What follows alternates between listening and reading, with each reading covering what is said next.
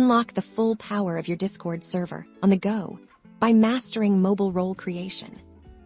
First things first, you need to access your server's settings. Tap on the 3 horizontal lines in the top left corner to open the navigation menu. Then select your server's name. Once you're in the server settings, look for the option that says Roles and tap on it. This is where the magic happens.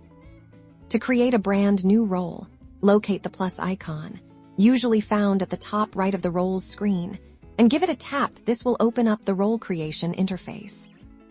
Now, let's give your role a name. Tap on the name, field, and type in what you want to call this role. Think about its purpose. Is it for moderators, VIP members, or maybe a specific interest group?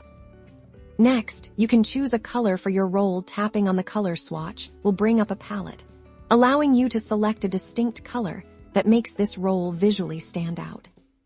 Optionally, you can also assign an icon to your role. Tap the icon placeholder and choose from the available emojis to give your role a unique identifier. Now, the most crucial part, permissions. Tap on the Permissions tab here. You'll see a comprehensive list of all available permissions within your server. Carefully review each permission and toggle them on or off based on what you want members with this role to be able to do. For example, if this is a moderator role, you'll want to enable permissions like kick members and ban members. For most roles, you'll want to start with basic permissions like view channels and send messages, and then add more specific abilities as needed. It's always best to grant the least amount of privilege necessary.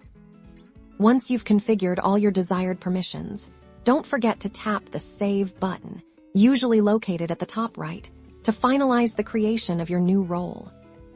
And there you have it.